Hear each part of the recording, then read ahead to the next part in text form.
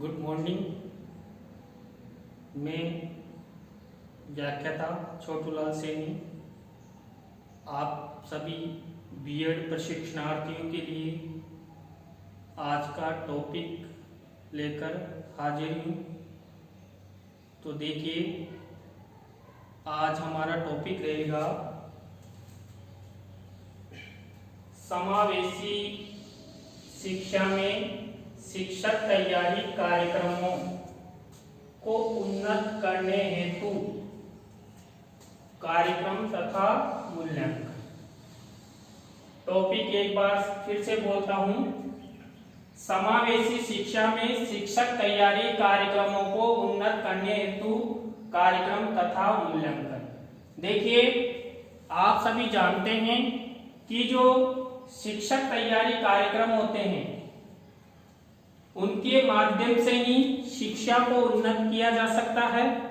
अगर हम जो शिक्षक तैयारी कार्यक्रमों को उन्नत नहीं करेंगे तो शिक्षा भी उन्नत नहीं होगी। लेकिन यहाँ पर हम समावेशी शिक्षा को उन्नत करने के तरीके कार्यक्रम तथा मूल्यांकन के माध्यम से करेंगे कि जो समावेशी शिक्षा को पढ़ाने वाले जो अध्यापक होते हैं उनके लिए कौन कौन से कार्यक्रम तथा मूल्यांकन होते हैं जिनके द्वारा जो समावेशी शिक्षा है उसमें शिक्षक तैयारी कार्यक्रमों को उन्नत बनाया जा सके। तो देखिए, हमारा पहला है समावेशी शिक्षा दर्शन का ज्ञान। देखिए, जो समावेशी शिक्षक बनना चाहते हैं उनके लिए सबसे पहला काम है समावेशी शिक्षा दर्शन का ज्ञान। देखिए, टीचर बनने के लिए उस शिक्षा का संपूर्ण ज्ञान होना आवश्यक है और वो भी संकुचित नहीं, विस्तृत और व्यापक ज्ञान होना चाहिए। तो इसी प्रकार यहाँ पर भी समावेशी शिक्षा दर्शन का पूरा ज्ञान उस अध्यापक को होना चाहिए, चाहे वो समावेशी शिक्षा के बालकों को पढ़ाए या सामान्य बालकों को पढ़ाए। तो समावेशी शिक्षा दर्शन का संपूर्ण ज्ञान जिस अध्यापक को होगा वही जो समावेशित बालक है उनको अच्छे से पढ़ा सकता है, उनको ज्ञान प्रदान कर सकता है। नंबर 2 है शिक्षा उद्देश्यों का मूल्यांकन। देखिए, जो शिक्षक तैयारी कार्यक्रम है उसमें दूसरा है शिक्षा उद्देश्यों का मूल्यांकन। देखिए, आप सभी को पता है कि शिक्षा के उद्देश्य होते हैं और हमें भी अपने जीवन में उद्देश्य बनाकर चलना पड़ता है। उन उद्देश्यों के माध्यम से ही हम आगे बढ़ते हैं। तो यहाँ पर भी अगर शिक्षक तैयारी कार्यक्रमों को उन्नत बनाना है तो सबसे पहला काम हमारा शिक्षा उद्देश्यों का मूल्यांकन करना पड़ेगा कि वर्तमान समय में समावेशी शिक्षा के क्या उद्देश्य हैं और इन उद्देश्यों में क्या परिवर्तन होना चाहिए जिससे बालकों का अधिक हो और शिक्षकों की भी उन्नति हो सके और जो शिक्षक हैं वो प्रभावपूर्ण अध्यापन कार्य करवा सके। नेक्स्ट नंबर 3 है शिक्षण अधिगम सामग्री का मूल्यांकन। देखिए, जो समावेशित बालक होते हैं या समावेशित बालकों को पढ़ाने वाले जो अध्यापक होते हैं उनके लिए शिक्षण अधिगम सामग्री का मूल्यांकन करना आवश्यक है।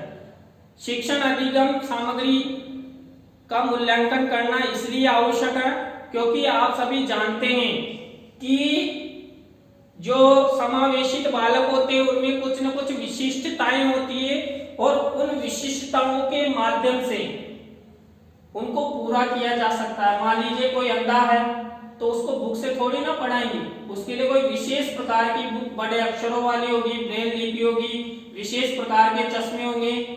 तो इस तरह शिक्षण अधिगम सामग्री का मूल्यांकन करना आवश्यक है। नंबर 4 है समावेशी बालक शिक्षण अभ्यास का मूल्यांकन। देखिए, जो समावेशी शिक्षक बनने जा रहा है तो समावेशित बालकों को शिक्षण अभ्यास का तरीका उस शिक्षक को आना चाहिए। तो इसलिए जो समावेशी बालक शिक्षण अभ्यास कार्यक्रम है उसका मूल्यांकन होना आवश्यक है, जिससे क्या होगा कि बालकों को किस तरह पाठ्यक्रम, शिक्षण या जो उनकी बुकें हैं उनका अभ्यास किस तरह करवाया जा सकता है, जिससे उनको शीघ्र अधिगम हो और प्रभावपूर्ण शिक्षण हो। नेक्स्ट है शैक्षिक नीतियों का मूल्यांकन। देखिए, शिक्षकों के लिए जितनी भी नीतियां बनी है उन नीतियों का मूल्यांकन होना आवश्यक है, क्योंकि देखिए जो जो समय हम आगे बढ़ रहे हैं, हम आधुनिकता में जी रहे हैं, तो हमारी नीतियां बहुत पुरानी हो गई है। तो उन नीतियों का मूल्यांकन कर उनमें नवीनीकरण होना आवश्यक है कि वर्तमान जो शिक्षक है उनको क्या क्या आवश्यकताएं हैं, क्या क्या नहीं है। जो पुरानी नीतियां हैं उनमें जो बेकार जो कार्यक्रम थे उनको हटाया जाए और नवीन कार्यक्रमों को जोड़ा जाए। इसके बाद है विद्यालय प्रबंध संबंधी मूल्यांकन।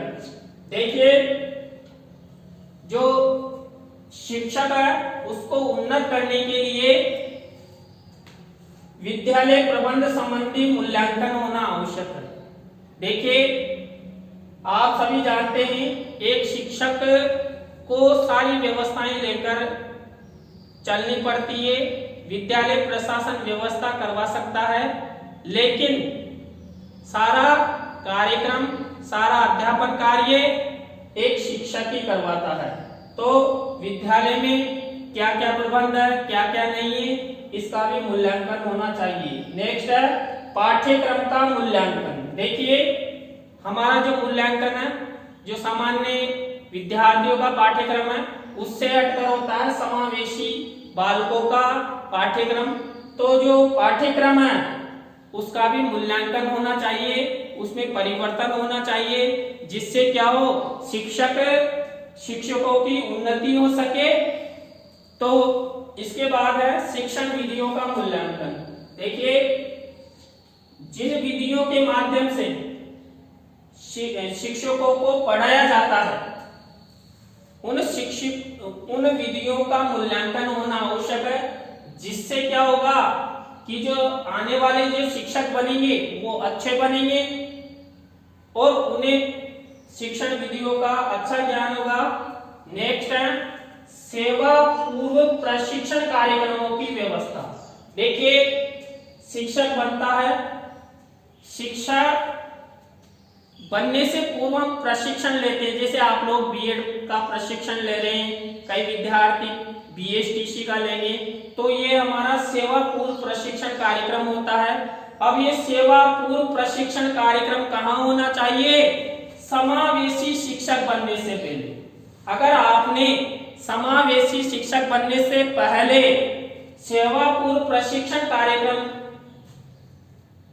की व्यवस्था के जरिए आपने प्रशिक्षण ले लिया, तो आप अच्छे समावेशित शिक्षक बन सकते हैं और विशिष्ट आवश्यकताओं वाले बच्चों को अच्छे से पढ़ा सकते हैं और उनका फ्यूचर सुधार सकते हैं। इसके बाद है सेवारत प्रशिक्षण कार्यक्रमों की व्यवस्था।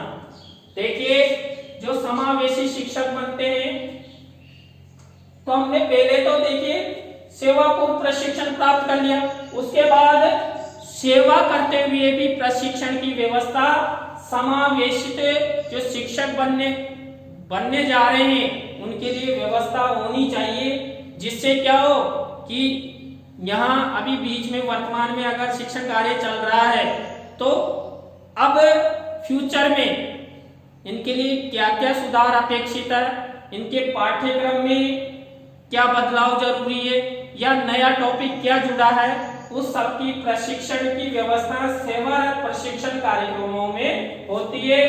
नेक्स्ट है पाठ्य सहगामी क्रियाओं का मूल्यांकन। देखिए आप सभी जानते हैं जो सामान्य बालक होते हैं वो तो कोई सी भी पाठ्य सहगामी क्रियाएं उनके द्वारा करवाई जाए वो कर सकते हैं, लेकिन जो हमारे समावेशित बालक होते हैं वो सभी पाठ्य सहगामी क्रियाएं नहीं कर सकते। इसलिए पाठ्य सहगामी क्रियाओं का मूल्यांकन होना चाहिए और जो समावेशित बालक है वो पाठ्य सहगामी क्रियाएं कर सके ऐसी पाठ्य सहगामी क्रियाएं ही रखनी चाहिए जिनके माध्यम से समावेशित बालकों का शिक्षा से जुड़ाव हो सके। इसके बाद निर्देशन एवं परामर्श कार्यक्रमों की व्यवस्था। देखिए जो समावेशित जो शिक्षक बनने जा रहे हैं उनके लिए निर्देशन एवं परामर्श कार्यक्रमों की व्यवस्थाएं होनी चाहिए।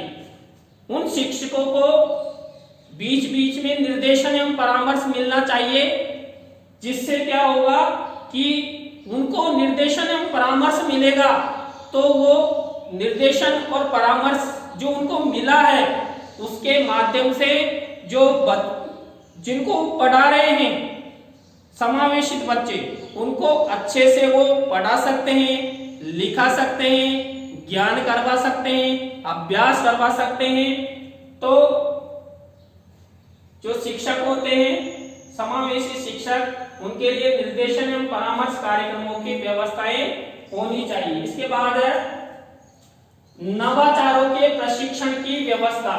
देखिए शिक्षक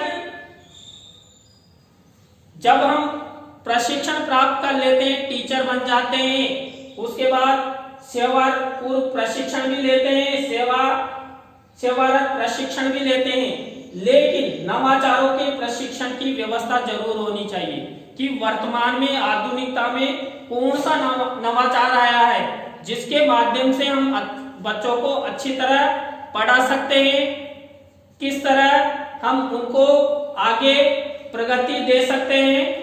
तो इसलिए हमें जो प्रशिक्षण कार्यक्रम है उनकी व्यवस्थाएं शिक्षकों के लिए होना चाहिए। इसके बाद है समय समय पर जांच की व्यवस्था। देखिए जो शिक्षक समावेशित जो शिक्षक होते हैं उनकी समय समय पर जांच की व्यवस्थाएं होनी चाहिए कि वो अध्यापक आलसी तो नहीं हो गया है, या उसमें नवाचारों का ज्ञान है कि नहीं है, या वो बच्चों को ठीक से पढ़ा रहा है कि नहीं पढ़ा रहा है, बच्चों को कोऑपरेट कर रहा है कि नहीं कर रहा है। तो इसकी कभी भी जांच हो जानी चाहिए, जिससे क्या टीचर में भय बना रहेगा कि हमारी जांच हो सकती है, इसलिए वो बच्चों को अच्छी तरह पढ़ाएगा और टीचर में भी एक क्रियाशीलता बनी रहेगी, जिससे क्या होगा टीचर बच्चों को अच्छे से पढ़ाएगा, वो उसमें किसी प्रकार की कोई कमी है वो भी दूर होगी। और लास्ट है हमारा प्रशिक्षण केंद्र विद्यालय महाविद्यालयों की व्यवस्थाओं की जांच। देखिए जहां जहां भी जो समावेशित शिक्षकों को प्रशिक्षण मिलता है या जहां पर वो पढ़ाते हैं विद्यालय में महाविद्यालय में, तो वहां पर उन प्रशिक्षण केंद्रों विद्यालय और महाविद्यालयों की बीच बीच में जांच होनी चाहिए, क्योंकि कई व्यवस्थाओं के कारण भी समावेशित जो शिक्षक हैं उनको अच्छा प्रशिक्षण नहीं मिलता है, या वो पढ़ा नहीं पाते हैं, या कई ऐसे कारण राजनीतिक कारण भी हो सकते हैं, या आलसीपन वाले भी हो सकते हैं। तो इसलिए प्रशिक्षण केंद्र विद्यालय महाविद्यालयों की व्यवस्थाओं की जांच समय समय पर होनी चाहिए। तो देखिए ये आपका जो आज का टॉपिक था समावेशी शिक्षा में शिक्षक तैयारी कार्यक्रमों को उन्नत करने हेतु कार्यक्रम तथा मूल्यांकन, ये पूरा हुआ। और परीक्षा की दृष्टि से भी बहुत अच्छा प्रश्न है, और ये एक साल छोड़कर एक साल या हर साल आना ये प्रश्न जरूर पूछा जा सकता है, और ये 20 अंक का अच्छा प्रश्न बनता है, और आप इसे